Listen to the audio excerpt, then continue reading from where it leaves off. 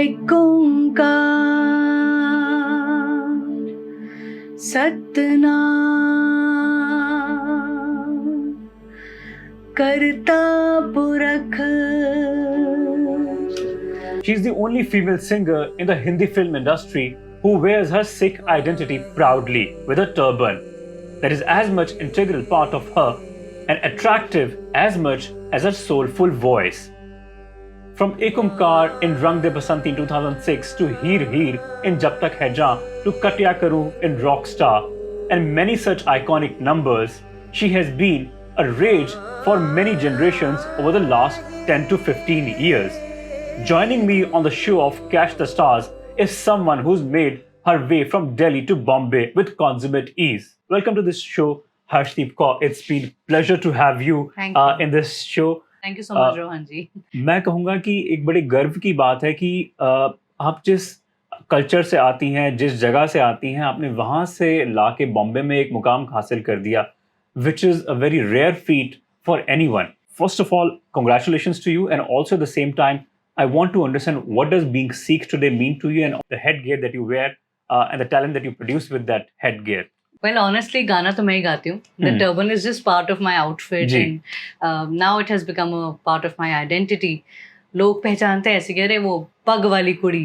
So it has given me an identification, but the singing very much comes from inside. It is all because of my hard work and the blessings of my parents, my family, and my gurus. Right. तो गायकी से पगड़ी का कोई लेना देना नहीं है. But yes, when I go on stage or when I go on screen or any TV show, then I wear the turban. और इनफैक्ट जब मैं नहीं पहन के जाती तो लोग कहते हैं आपने अपना साफा नहीं बांधा. So it's part of my look, my stage persona. Absolutely. And it has helped me a lot, in carving my own identity. Right. So that's the story about Absolutely. turban. And of course, I mean, that means that you must be very particular about choosing the headgear for occasions, because after all, when you go to the concerts, many of the concerts which I have seen either on television or some in live which I have seen, you like to particularly match your headgear with Bilkul. just like a in male. fact, all the Sardarjis would also understand, especially people who like to dress up. When they're wearing a red shirt, they would like to wear a red turban or something that it's in contrast. So yeah, it's part of aesthetic choices. Bilkul. So बिल्कुल So select how करनी many पड़ती है. how many of you have now in your मेरे पास collection? बहुत सारी पगड़ियाँ. In fact मेरे husband से ज्यादा पगड़ियाँ मेरे पास है. क्या बात है. In fact, many people on Koo, Instagram, Twitter, Facebook, they also asked me before I came to interview you, where do you actually purchase these headgears from? कहाँ से आप इतनी खूबसूरत पगड़ियाँ लेके आती हैं? जी, these are actual turbans. ये जो बांधनी पड़ती हैं तो एक्चुअली वो सिर्फ एक 4 मीटर का कपड़ा है. जी. तो जहाँ से सब सरदार पगड़ी लेते हैं मैं भी वहीं से लेती हूँ. These are not ready made. I tie them before I go on stage or before I go for a shoot. You do that all by yourself? Yeah, it's a very normal पगड़ी. मलमल की पगड़ी आती है. वही बांधती हूँ. But I believe not many people in your family do wear a headgear or do नहीं बिल्कुल. मेरे पापा और मेरे हस्बैंड दोनों सरदार हैं. मेरे फादर इन लॉ भी सरदार हैं. तो पगड़ी तो बचपन से मैं बांधते हुए देख रही हूँ. But not females? No, not females. You love that? Yeah. Coming back to your singing, I mean, I mentioned that in the intro as well, that some of the iconic numbers which we were entertained between the era of Rahman Saab to Himesh Reshammiya Saab, Vishal Dadlani to Preetham, you have worked with almost every music composer who has produced brilliant scores for the movie. I would begin with this question by asking and mentioning about Rahman Saab. I believe it is A.R. Rahman who still, I would believe, is close to your heart because of the fact that he gave you the break in Ek Onkar or Heer Heer, the two numbers which actually lifted your fortunes in that era. Do you agree? Well, I feel all the composers that I've worked with are very special. और सबसे कुछ ना कुछ मुझे सीखने को मिला है. बट मैं बचपन से रहमान सर की बहुत बड़ी फ़ैन रही हूँ. एंड आप कह सकते हैं कि जो उनका बॉडी ऑफ वर्क है, मतलब आप फ्रॉम रोजा टू नाउ, इतना उन्होंने वास्ट म्यूजिक दिया है, इतनी वर्सेटैलिटी है. And he is famous for introducing new voices. तो ये उनके बारे में जो चीज़ है वो काफ़ी पॉपुलर है. तो मैंने औरों के लिए भी बहुत सारे गाने गाए थे.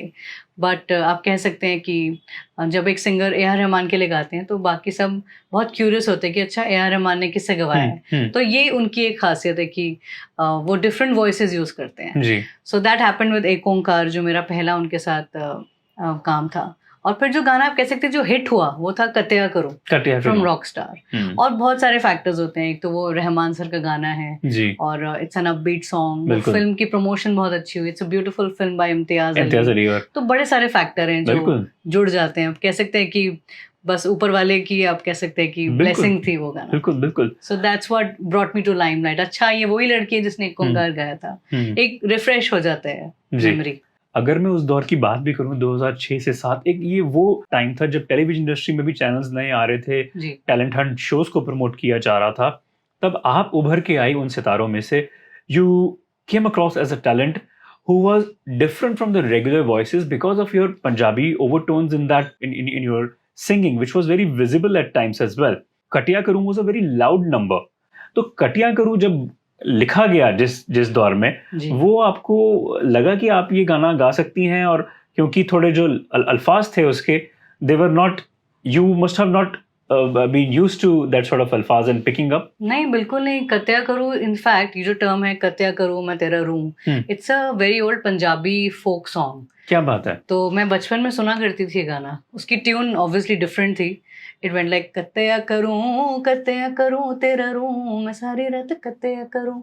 तो इट्स अ फोक, ये लाइंस फोक हैं। तो इरशाद कामिल ने वो फोक लाइंस लेकर उसको नए सिरे से लिखा। इसमें अच्छा, कुछ सुल्तान बाहू के कलाम से इंस्पायर होके उन्होंने सूफी कपलेट्स भी लिखे हैं। तो इसको एक फ्रेश ट्यून बनाई रहमान सर ने। ठीक है तो ये तो मैं बचपन से सुनते आ रही हूँ, ये जो फोक गाना है। जी तो इसको एक नए ढांचे में बनाकर, इसको एक नया गाना बनाकर, जी। तो मेरे लिए अल्फाज बिल्कुल नए नहीं थे। मैं तो बचपन से फोक म्यूजिक की फैन रही हूँ।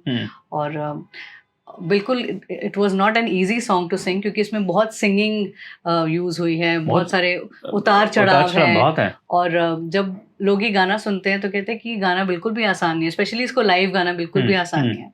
बट मेरे लिए it was a dream come true to be singing in an A.R. Rahman musical directed by Imtiaz Ali. In fact film के रिलीज होने से पहले मैंने कहीं तो आर्टिकल पढ़ा था कि A.R. Rahman is working with Imtiaz Ali on a very musical film, और इसमें बहुत सारे गाने होने वाले हैं।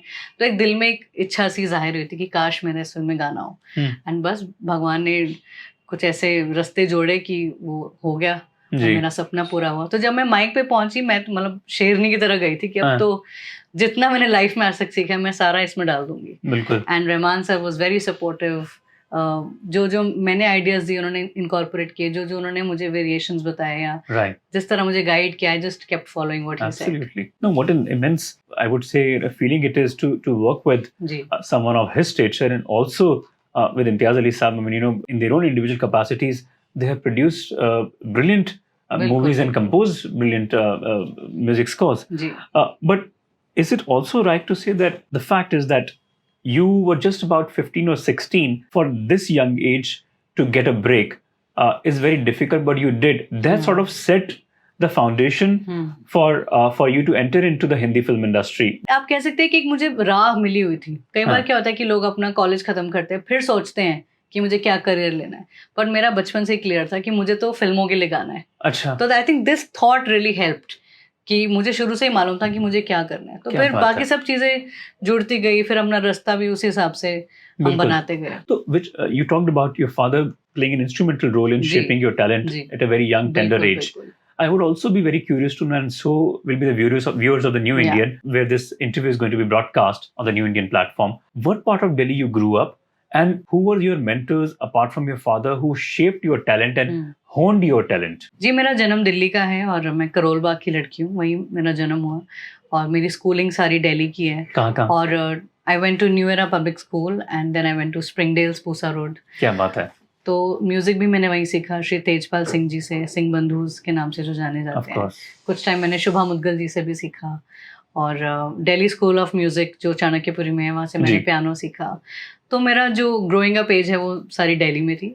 12th फिनिश करते ही we all shifted to Mumbai, क्योंकि all Bollywood films are being made here, सारा म्यूजिक इंडस्ट्री इधर है। इनफैक्ट मेरे गुरुजी मुझे कहते थे कि छोड़ कॉलेज, तू कॉरेस्पॉन्डेंस कर लियो, but you must go to Bombay. So he was very encouraging, he wanted me to just go. तो इधर आके मैंने अपना रेगुलर कॉलेज किया। I went to SNDT university और साथ साथ I used to meet music directors, give my Right. Demo CDs, shows पे जाना, तो वो साथ साथ चलता रहा, बट पढ़ाई नहीं छोड़ने दी बिल्कुल और ना मैं छोड़ना चाहती थी. जी. I wanted to be at least a graduate. Right. तो उसके साथ साथ बस my struggle was So going you on. did a graduation from Bombay, of course, Yes, SNDT. yes. Many people believe that when you won a slew of awards for Dil Baro Zee. song from Razi, they believe that your voice suited for Alia Bhatt after that as well. आपने आलिया भट्ट के लिए वो गाना जरूर गाया, लेकिन लोगों को भी लगा क्योंकि आप दोनों एक सिमिलर एज ग्रुप से आते हैं और उस टाइम पे वो भी उसी जैसे रणबीर गुजर रहे थे, जिस दौर से वैसे वो गुजरी, तो दिलबरो ने भी मुझे लगता है कि एक आपको आइडेंटिटी दे दी कि जैसे कई लोग कहते हैं सिंगर्स को एक एक्टर पे वॉइस सूट कर जाती है. जी. देवानंद पे किशोर कुमार साहब की सूट कर गई उस टाइम पे, तो आपको लगता है कि आपकी आलिया भट्ट पे एक वॉइस फिट बैठ गई और आगे ऑनेस्टली अगर आपने वीडियो देखा है तो उसमें आलिया ने लिप सिंक नहीं करा है. जी. So the song is playing in the background, but I think बहुत सारे फैक्टर्स है. इट्स द सिचुएशन और जिस तरह से इसको गुलजार साहब ने लिखा है गाने को, शंकर एहसान लॉय ने कंपोज किया है और इसकी जो पिक्चराइजेशन की है मेघना जी ने, end of course Alia's performance, तो ये बहुत सारी चीज़ें एड अप होके गाने को सक्सेस बनाती हैं. बट मुझे लगता है कि दिलबरो का जो एक्चुअल रीज़न है सक्सेसफुल होने का, वो है उसकी इमोशनल वैल्यू. वो जो पापा और बेटी का जो रिश्ता जो खूबसूरती से उन्होंने गाने में प्रेजेंट किया है, और वो विदाई का मौका, वो ओकेजन ऐसी है. उसके बाद जितनी भी शादियां हुई हैं उसकी आप देख लो, विदाई में लोग दिलबरों पर ही उनकी विदाई हो रही है. मुझे लगता है मैंने जितनी भी पंजाबी वेडिंग्स तो छोड़ो, इवन की दिल्ली में, यूपी में भी जो वेडिंग्स करी है मैंने अटेंड, वहां पे ये गाना तो जरूर वो चलता है. उससे ज्यादा लोगों के साथ वो गाना जुड़ा है, लोग उसके साथ आइडेंटिफाई कर पाए. करेक्ट. बहुत सारी बेटियां मुझे मैसेज करती है कि मेरे पापा नहीं है, पर आपका गाना सुन के मुझे उनकी बहुत याद आती है. बहुत सारे फादर्स के मैसेज आते हैं कि आपका ये गाना सुन के मुझे मेरी बेटी की याद आ जाती है. तो एक वो इमोशनल कनेक्ट जो है उस गाने में, उसने उस गाने को मुझे लगता है पर्सनली बहुत बड़ा बनाया. Can we have you sing couple of lines for that? उंगली पकड़ के तूने चलना सिखाया था ना, दहलीज ऊंची है ये पार करा दे. बाबा मैं तेरी मलिका, टुकड़ा हूँ तेरे दिल का, एक बार फिर से दहलीज पार करा दे. मुड़ के ना देखो दिलबरो, दिलबरो, मुड़ के ना देखो दिलबरो. क्या बात है. Thank you. Fabulous. After this movie and also before this movie, one of the questions which always comes to my mind is when singers get picked up by the music composers of the stature of that of Himesh Reshammiya साहब, शंकर एहसान लॉय, तो आपको जिन composers के साथ में काम करने का मौका मिला, कौन से ऐसे इंस्ट्रूमेंट्स हैं जो ट्राई करे उन लोगों ने, जो आपको भी बड़ा इनोवेटिव लगा, वो कौन से थे? ऑनेस्टली एक गाने में सिर्फ एक इंस्ट्रूमेंट नहीं होता. आप मुझे जो लगता है, अब लेमैन्स टर्म में जो कहना चाह रहे हैं, वो इलेक्ट्रॉनिक साउंड जो आप कहना चाह रहे हैं. तो हर गाने की अलग क्वालिटी होती है. इनफैक्ट अगर आप अमित त्रिवेदी को अगर आप लाइव म्यूजिक रिकॉर्ड करते हुए देखें तो उनके गानों में लाइव हारमोनियम जरूर होता है. बहुत सारे गाने स्पेशली जो मैंने गाए हैं, जैसे चोंच लड़ियां एक गाना है, बहुत ही प्यारा सा गाना है जी. तो उसमें रियल ढोलक, एक्चुअल म्यूजिशियंस हैव प्लेड, ढोलक है, हारमोनियम है, और वो सारंगी बहुत यूज करते हैं.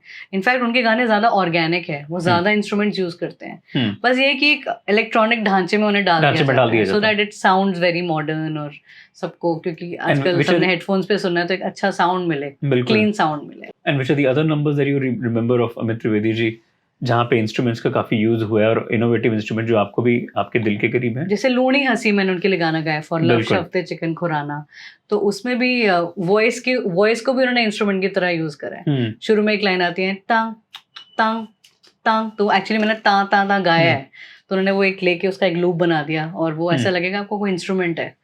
तो तुम भी काफी यूज करते हैं, वो मनमर्जिया के गानों में तुम भी, मैंडोलिन बहुत यूज हुई है. तो ही मेक्स, खाली वही नहीं, सब भी, जैसे शंकर एहसान लॉय भी, दिलबरों में भी वो इसराज करके एक इंस्ट्रूमेंट है जो सारंगी की तरह साउंड करता है, वो इंस्ट्रूमेंट यूज हुआ है. फ्लूट बहुत यूज होती है.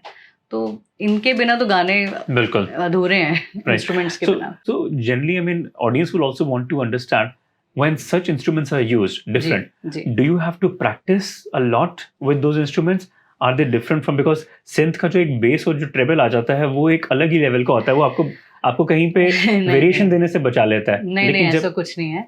आजकल ऐसा नहीं होता कि पुराने ज़माने में जैसे एक तरफ म्यूजिशियंस होते थे, एक तरफ सिंगर, एक तरफ कोरस, ऐसा कुछ नहीं होता। आजकल everything is in your headphones, सबकी अलग-अलग रिकॉर्डिंग होती है। तो जैसे एक बेसिक ट्रैक बना ली गई बिल्कुल और उस पे कॉर्ड्स पियानो से डाल दिए या कीबोर्ड से डाल दिए, तो फिर आकर जैसे गिटारिस्ट कॉर्ड्स बजाएँगे, अगले दिन रिकॉर्डिंग होएगी तबला प्लेयर की, वो तबला बजाएँगे, करेक्ट 2 दिन बाद शायद रिकॉर्डिंग हो फ्लूट की, तो सब अलग-अलग होता है। Right. You have work with so many actresses as well of different genres ji who have been identified with different genres, चाहे मैं वो अनुष्का शर्मा की बात करूं या दीपिका पादुकोण की बात करूं। आपको याद होगा एक मूवी अक्षय कुमार और जॉन अब्राहम की थी जहाँ पे जी आपने जी जी बड़ा देसी खूबसूरत बॉयज देसी बॉयज, तो उसके लिए जो आपने गाना गाया उसके लिए कितना रियाज करना पड़ा, क्योंकि वो एक सॉन्ग है जो आज भी, जैसे आपने कटिया करूं या बाकियों की बातें करी, जी ये गाना भी आज भी आज वेडिंग्स भी पे इंस्टाग्राम पे इंस्टाग्राम पे वो रील्स पे बड़ा वायरल वायरल हो हो रहा जाता है। वो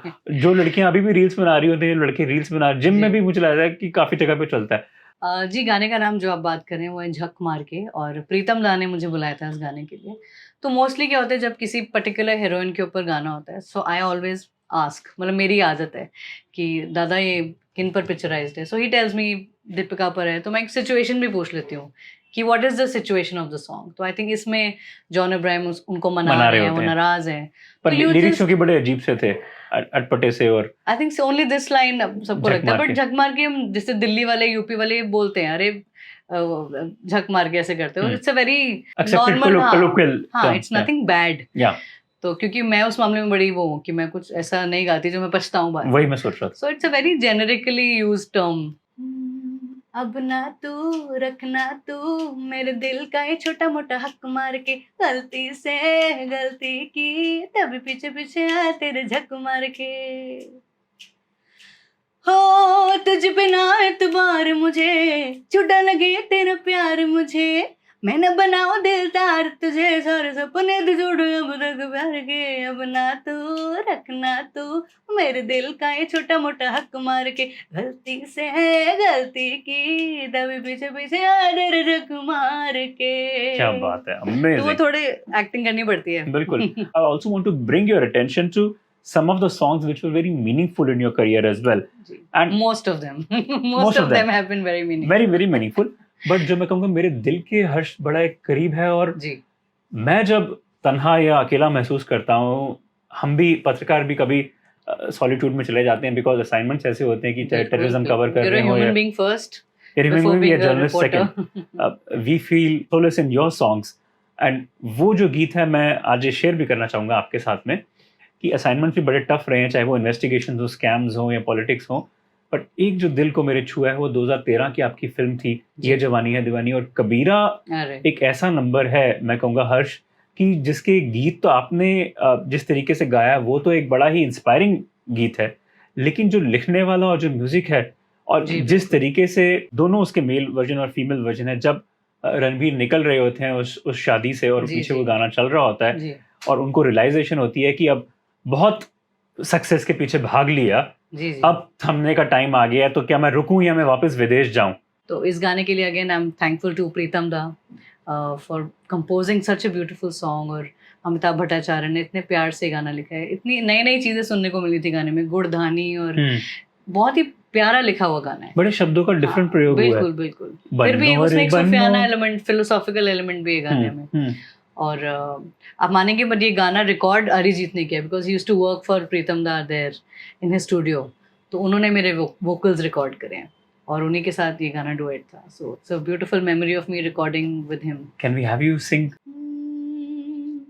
बन्नो रे बन्नो मेरी चली ससुराल को, अखियों में पानी दे गई, दुआ में मीठी गुड़धानी ले गई, हाय बन्नो रे बन्नो मेरी चली ससुराल को, अखियों में पानी दे गई, दुआ में मीठी गुड़ धानी ले गई रे कबीरा मान जा रे फकीरा यूं ना जा आजा तुझको पुकारे तेरी परछाइयाँ। इसका मुझे लगता है जितना मुखड़ा खूबसूरत है हर्ष, जी। वो उतना ही अंतरा अंतरा भी भी बहुत प्यारा है। बड़ा ही प्यारा है। It's a very serious song अगर आप सुने, इट्स अ वेरी कह सकते हैं it's a very meaningful song, correct, but फिर भी youngsters they love the song and बिल्कुल। दैट्स व्हाट्स द बेस्ट तभी मैंने पूछा कि जो मीनिंगफुल आपके जो गीत जी। थे, आपने बोला सारे मीनिंगफुल हैं, लेकिन ऑलमोस्ट ऑलमोस्ट सारे ही सारे हैं। अगर मैं उस दौर से आगे आने वाले फिल्मों की आपकी बात करूं, तो मैं ये भी जानना चाहूंगा कि आपने उसके बाद कमर्शियल जो गाने हैं वो कुछ कुछ रिस्ट्रिक्ट कर दिए, वैसे वाले गीत उतने नहीं आ पाए। राजी जरूर आई जी। मूवी, लेकिन आपके बाद उसके कॉन्सर्ट्स भी हैं और आपने टैलेंट हंट शोज पे भी पार्टिसिपेट करना ज्यादा किया। वो क्या एक कंसर्टेड एफर्ट था कि मेरे को उस तरफ जाना है, या जब तक कि मीनिंगफुल सॉन्ग ना मिले? नहीं नहीं ऐसा नहीं है। आई थिंक मैंने कभी भी अपने आप को एक चीज़ के लिए रिस्ट्रिक्ट नहीं किया कि मैं सिर्फ फिल्म के गाने गाऊंगी या सिर्फ एल्बम के गाने गाऊंगी। रियलिटी शो में मैंने हिस्सा लिया था, but that was way back in 2008 और उसकी मैं विनर रही। और जैसे कोक स्टूडियो के बहुत सारे मेरे गाने आते रहे। And then 2018 I also judged the voice on Zee. Star plus, तो एज अ जज भी मैं आई।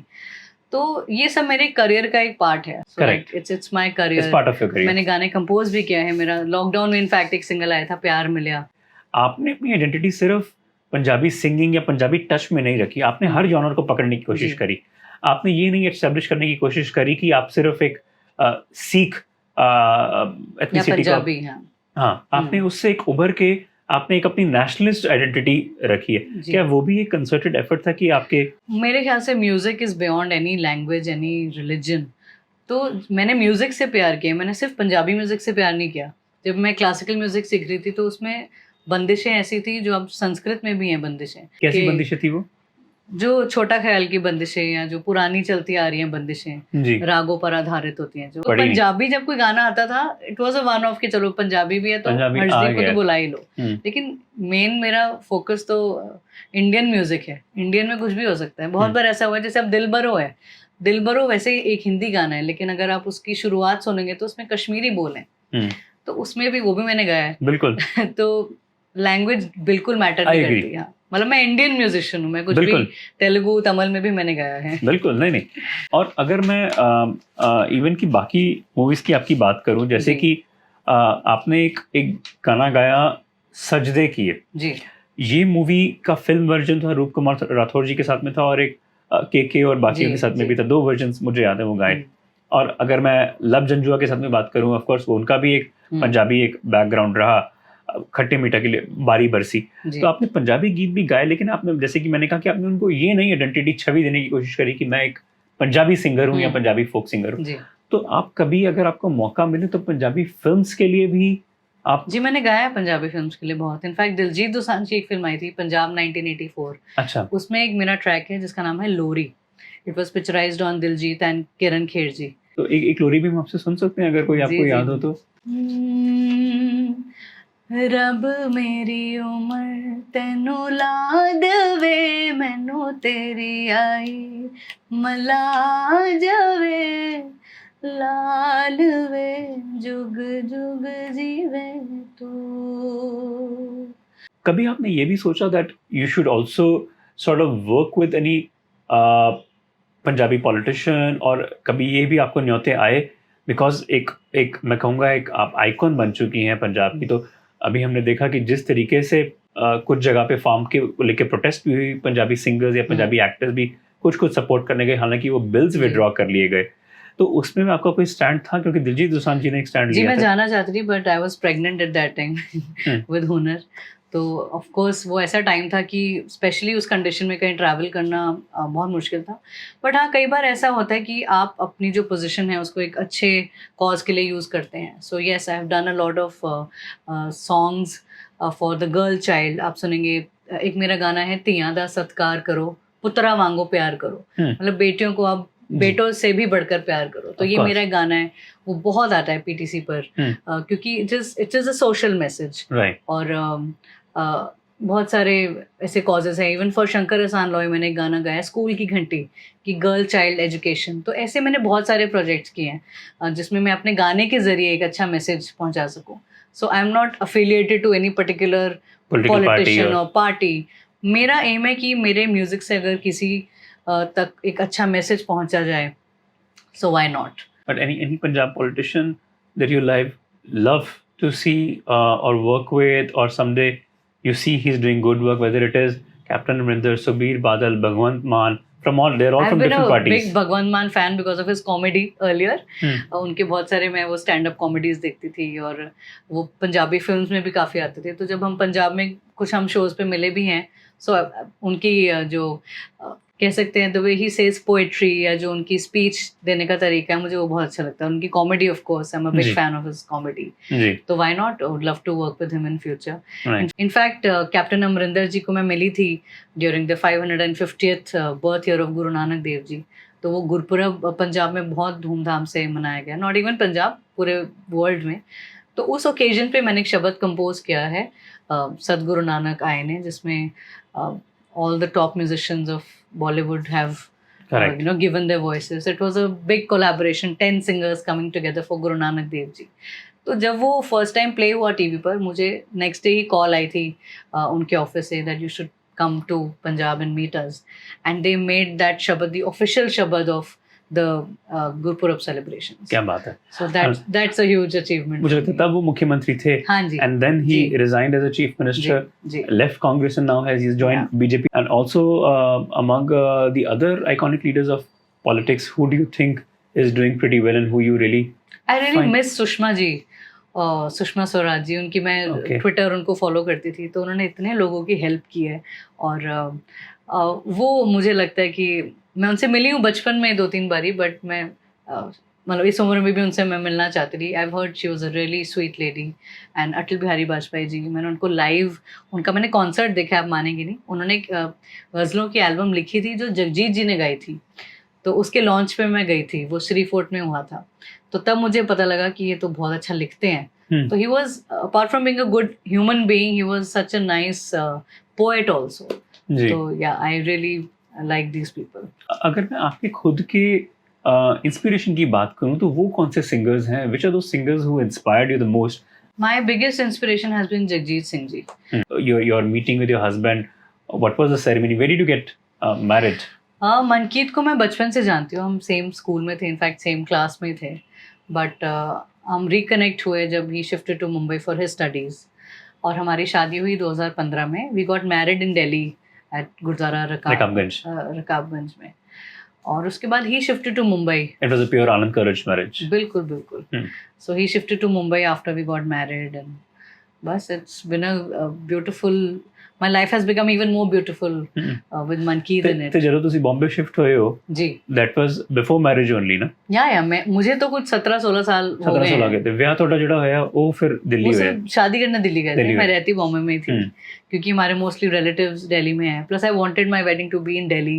राइट। दिल्ली से अच्छा खाना कहीं नहीं है, दिल्ली से अच्छी Absolutely. सेलिब्रेशन कहीं नहीं हो सकती। Absolutely. Plus his relatives and सब फैमिली वाले सब दिल्ली में थे, so we got Correct. Married in Delhi, Right. And after a few months we came back to Mumbai.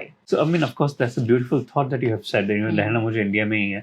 I would wrap up this interview by asking you, and ji. rather asking you with this a polite request, if you can sing Ek Onkar and couple of other shabads for the generation who has watched you in the decade where we thought we will go astray, but we did not, because your singing brought us back to the path of really spirituality. Kind of you. I hope it just I'm able to do even 1% of what you are saying. नहीं, हमें But उस spirituality के path में लाने वाली आपका वो शब्द जो है एक ओंकार, उसने बड़ा हमें, मैं कहूँगा, रोक के रख दिया और थाम के रख दिया कि नहीं, Thank आप आगे ना जाइए और गलत रास्ते में ना जाइए। जो एक ओंकार का जो शब्द है जो आपने गाया, जी, वो एक बड़ा हम सबकी जिंदगी में 2006 के ऑनवर्ड्स बड़ा महत्व रखता है। एक ओंकार सतनाम करता पुरख निर्भय निर्वैर अकाल मूरत अजूनी सैभं गुर प्रसाद जप आद सच जुगाद सच है भी सच नानक होसी भी सच। क्या बात है। बहुत बहुत शुक्रिया।